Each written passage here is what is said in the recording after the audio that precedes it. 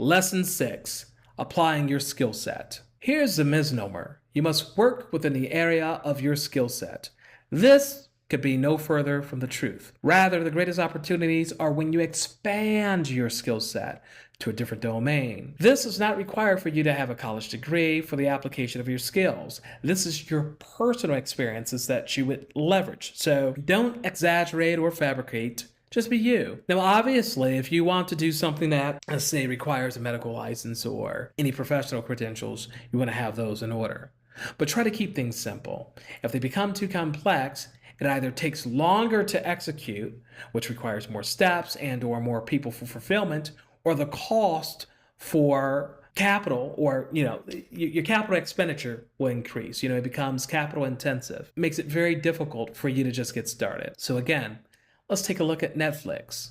Netflix provides you with the digital experiences, which should be a bit more convenient for them to operate as opposed to the physical delivery. This is not only good for the customer, but provides an amazing solution for Netflix. One other thing that I also see plague entrepreneurs is they think that they have to be the principal, meaning the person that's running the lab, operating the company, or the leader, or the face of the product, service, or educational material that they are providing. You do not. If a professional is required, i.e. someone with a certain credential, work with a professional.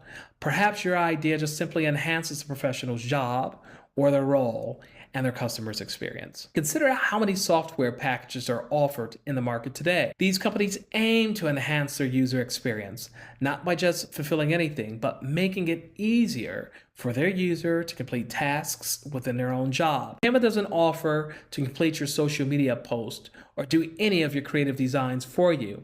Instead, they provide you with all the tools needed to make your experience easier and better executed. Further, their solution does not require any physical fulfillment, so they may easily offer a simple premium solution which appeals to many companies that find value in the time and knowledge savings provided by Canva.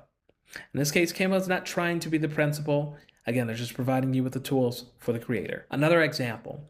You may have the idea for a lawn care solution that makes edging more effective than, what other landscapers are capable of achieving on their own, thus making their jobs easier, better executed with reduced time and effort. In this case, you're not personally cutting the lawn, nor is your team, but you have provided a solution that enhances an industry or a common tool or task utilized within the industry. Same thing with Dyson. Their products are great for non-principal use cases. Well, what do you mean? Aren't the people who are cleaning with these solutions the principal? Yes, that is correct. But Dyson is not trying to be the principal in how the product is used. James Dyson has placed his engineering knowledge into some of the best vacuum cleaners on the planet for common household usage. He then takes that engineering knowledge and the reputation of the company and leverages this into devices for hair care, lighting, home air purifiers, cordless vacuums, and now headphones with solid air filtration systems built into the mask. Dyson is the principal of their own company, but they have produced these products for you, for individuals to use in their own home. So Dyson doesn't come out and provide cleaning services to you, even though they've created these products. Remote principal. Well, what's a remote principal? A remote principal is like what I am doing within this course. I am leading the course, but I am not delivering it in person or even live, but it is online. You may easily access the materials at your convenience, self-paced. You can replay, learn, and relearn. As opposed to if one were in person, teaching at a university and leading 10 different sets of students, they would be acting as the principal. In other words, if you are not present, someone else is required to fill in. So this is not the case in a service that I am providing to you because I've pre-recorded this course for you online. And again, it's designed to be made available for your convenience. Primary principal. What I would like to consider as a primary principal or host could be a person online, such as a teacher, if they are teaching live. It could also be, let's say, when your exterminator comes out, like Orkin, and they deliver the service in person. They actually carry out or fulfill the extermination service themselves. It could also be when a coach teaches your kid how to play soccer, or even the technicians that come out and set up networks in your office or at home. So, principal fulfillment is anything that requires you or your team or staff to personally be present to fulfill the service, product, or deliver the information or educational material. You must decide how much involvement you want when you are delivering or providing fulfillment for your product, service, or information. Typically, the more involvement, the higher the expense for you, but that does not always translate to a greater margin or a higher price that you may charge the customer. Going back to Uber, they provide these in-person services via the ride sharing, but the margins are very, very tight. So if landscaping only costs, let's say $500 per month, and this is within your area, within your region, you better darn sure have something unique that equates to your company attempting to charge 3 times as much in order to enhance the margin.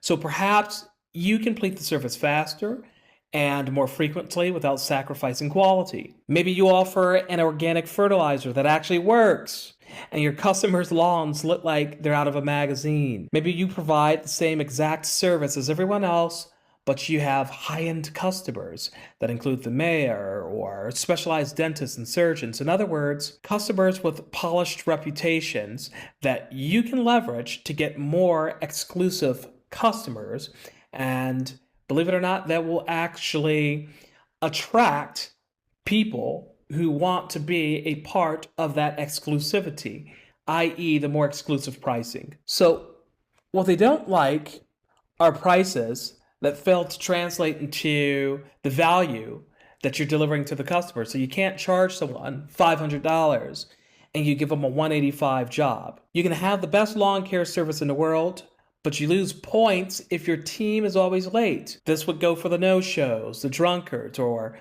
flirting with the missus, and so on. When delivering your product or service or information, fulfillment is everything. Keep that in mind. There are only 3 things that you may offer your customer. It's products, services, or information. That's it. Sometimes these are combined. Sometimes you see different variations of these, but that's just about it. Your job is to identify which of these you would like to deliver as it applies to your skill set, not someone else's. Further, you must decide your level of involvement. Do you want to be the principal? Do you want to be a remote principal or a hybrid principal? It's kind of like what I'm doing right now. Or do you want to be a non-principal or non-present principal, as in the case of Canva or Dyson?